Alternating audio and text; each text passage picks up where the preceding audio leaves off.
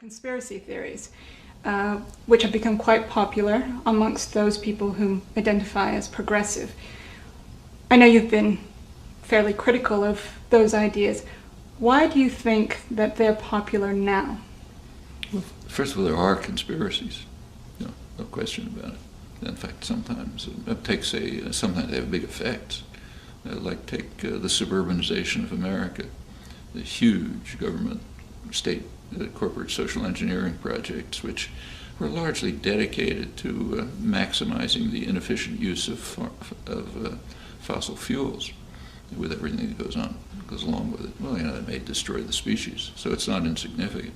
But it did start as a literal conspiracy of General Motors, Standard Oil of California, and Firestone Rubber to buy up and destroy the fairly efficient electric transport system in Los Angeles and other cities, destroy it and turn it into the monstrosity that we have.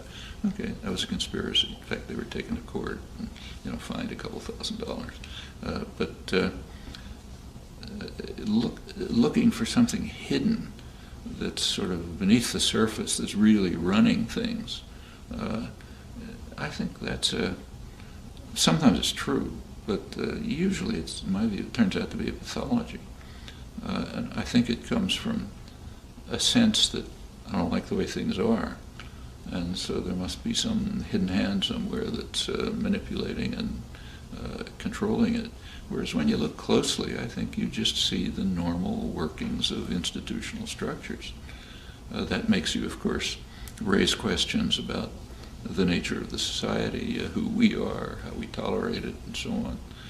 So, for example, it's appealing to believe that, say, John F. Kennedy, one of the main figures in conspiracy theory, what are called conspiracy theories, it would be nice to believe he's just a fantastically wonderful guy who's going to do all kind of great things, and they shot him down just because he was so wonderful, and the world has gone off, hell in a handbasket ever since then.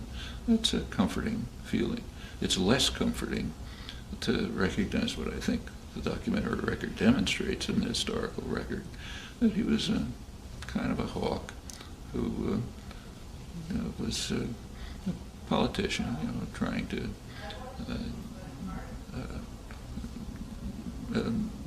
gain power by the usual techniques. He was kind of affable and friendly and smiled and knew how to butter people up. But if you take a look at what he was doing, it was pretty horrible. It was one of the worst, most dangerous creatures of the 20th century.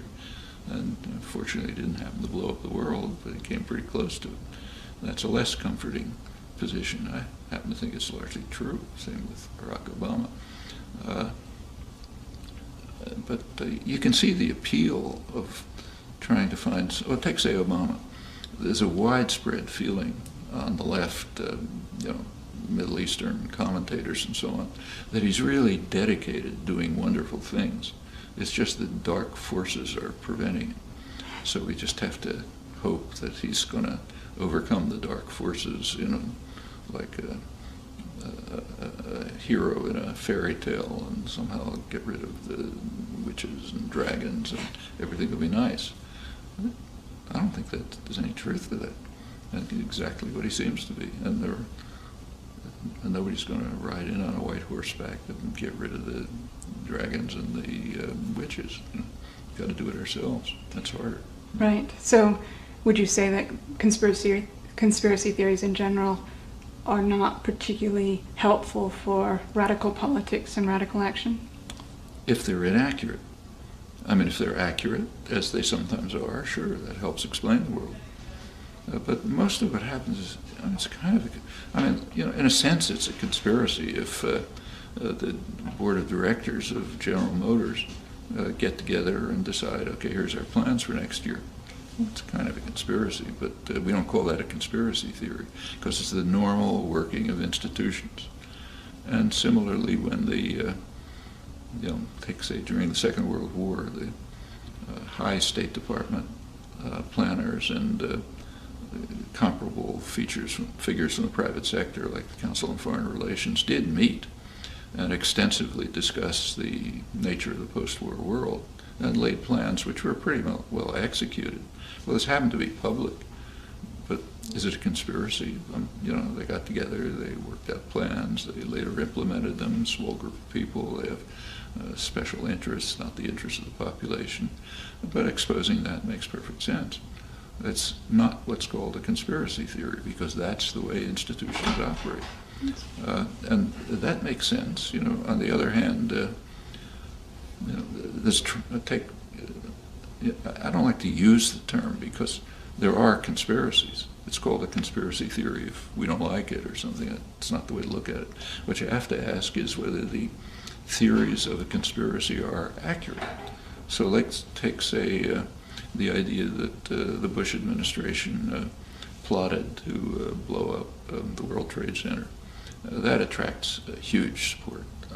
Maybe a third of the population believes it, and very dedicated groups of people, many of them on the left, are just committed to that. Well, is it plausible? Suppose that let's say somebody conspired to blow up the World Trade Center. We know what they did. They blamed it on Saudis. Would the Bush administration blame it on Saudis, thereby shooting themselves in the feet? If they wanted to bomb Iraq, so if they'd organized it, they would have blamed it on Iraqis. Then they'd have no problem at all getting congressional authorization, a UN resolution. NATO would join in. Everybody'd say, "Fine, let's invade Iraq." Instead, whoever did it blamed it on Saudis.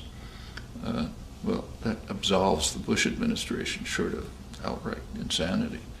Why harm your relations with a valued ally instead of blaming it on the people you want to invade? So that's already a barrier to even entertaining the possibility. And the elaborate work that goes into, is there nanothermite in building 7 or whatever it is, it's kind of beside the point. Yeah, maybe there was, maybe there wasn't, unless you have pretty sophisticated knowledge of civil engineering and structural architecture. You can't even make a judgment as to whether it means anything. But there are obvious, clear phenomena that the theory has to deal with somehow, and doesn't. And if it doesn't, I don't see a reason to take it seriously. So yes, then it becomes one of these kinds of conspiracy theory that just mislead and misdirect energy and so on. In fact, it wouldn't surprise me if, say, 40 years from now, we get declassified documents which show that the Bush administration was very sympathetic to these theories. It was diverting energy from real crimes into things that are basically a wild goose chase. Actually, we have documents like that about the Kennedy assassination. So there are Pentagon advisory documents which advise the Pentagon, the government, to periodically leak information about the Kennedy assassination, basically so as to keep people out of our hair. Let them follow those non-existent leads instead of asking us questions that we really don't want to answer. So real conspiracy theory there. And there we have the actual documents. And it wouldn't shock me if there's similar things about 9/11 conspiracies. They do have an immediate effect. They draw a lot of energy and effort away from major crimes, the crimes which are a lot worse than blowing up the World Trade Center. So that's convenient for the powerful. And since the theories seem to have just major logical problems that I don't see how they confront, like what I mentioned, it does seem to me the kind of theory that misleads and misdirects. And it's not hard to see why it's popular. Some terrible things are going on. There should be some dark hand behind it. We hate Bush and Rumsfeld for good reasons, so maybe they're behind it.